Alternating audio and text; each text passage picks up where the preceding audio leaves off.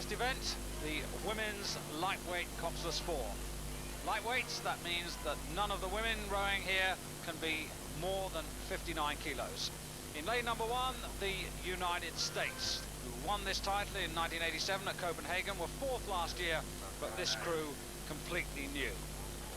The dark blue strip. Next to them, the Federal Republic of Germany.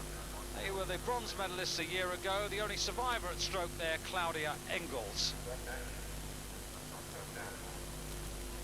In lane number 3, the defending champions from the People's Republic of China.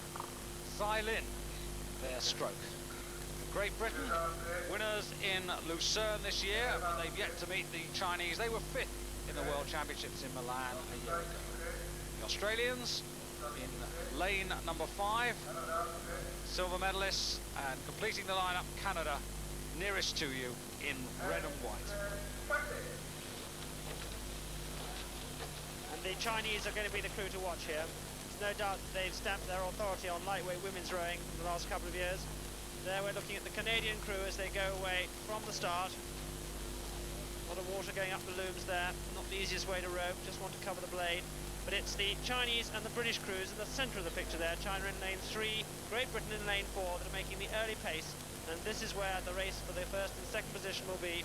And it's the Great Britain 4 that have stolen about a canvas lead, about 2 metres, perhaps a metre more. They're going to try and break clear of the Chinese. Their best chance of beating them is by taking an early lead and holding on to it. Chinese crew tend to row a long, slow stroke. It's a lower rate of striking than most of the rest of the field, and certainly lower than the British crew. At this stage, the British crew have gone out the first 500 metres to a lead of nearly just over half a second. Great Britain in the lead by just about a third of a length over China. Canada in third, the Federal Republic of Germany very close to them. But there it's Kate Brownlow at stroke for Great Britain. Sitting behind her, Joanna Toch, Rachel Hurst at 2, and in the bow, Susan Key.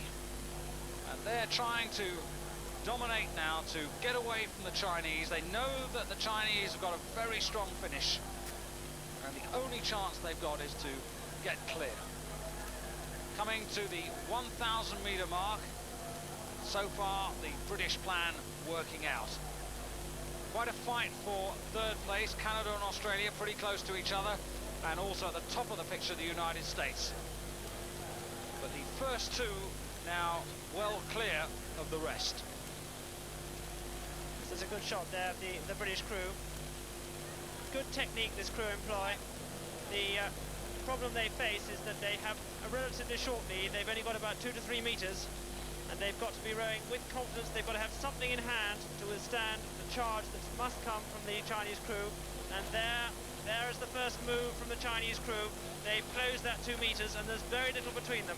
The two crews are now level as they come through this third quarter of the race. Stroke for stroke, and the bows of each boat nearly level now. It's just a different surge from each boat, but the Chinese now certainly applying the pressure, and the question now being asked of the British, can they find that little bit extra?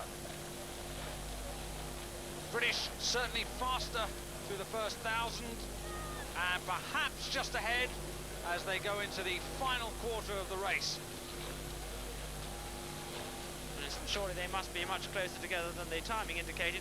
This British crew actually were well in the hunt for the medals last year until they were involved in an unfortunate accident. So these are the two crews that have dominated lightweight women's rowing for the past 2 seasons, and they're going to fight it out down this last 250, 300 metres. But the British crew seems to be shortening up a bit. They're flagging, and the Chinese are maintaining their length and beginning to draw away from them. They've got a third of the length, and they look as if they're squeezing away a bit further. Just over 250 metres to go for these crews, and the British, if they're going to find anything, it's got to be now, and they're looking tired, they're looking ragged. The cohesion isn't there as it was in the first part of the race, and indeed the Federal Republic of Germany now moving up into a challenging position. I don't think they're going to catch the British, but they're looking for a bronze medal. The Americans right out on the far side in dark blue. Pretty close between those two crews, and Australia just out of your picture on the left. They're also in contention for bronze. But now the People's Republic of China, with just about a length up on Great Britain, about 50 metres to the line now. Great Britain are going to hold on for the silver medal. They're very, very tired. They haven't got anything else to give as Australia come at them, and America and the Federal Republic of Germany. It's going to be very close for that third position, but the goal going to China. Great Britain dying with every stroke, the others closing, and it's really close between Germany and Australia, and that'll be a photo for the bronze medal to see who gets that. And indeed, the United States not far away either. But what a great effort there by the defending champions, and they must have a real sense of satisfaction. Indeed, it was a very well-timed race from the Chinese. They rode that very long, hard stroke, and they maintained that with great confidence all the way through the race. And the British fought hard too, but they just didn't have quite enough. But look at the race behind for the bronze medal. And it's West Germany who get that bronze, confirmation of that.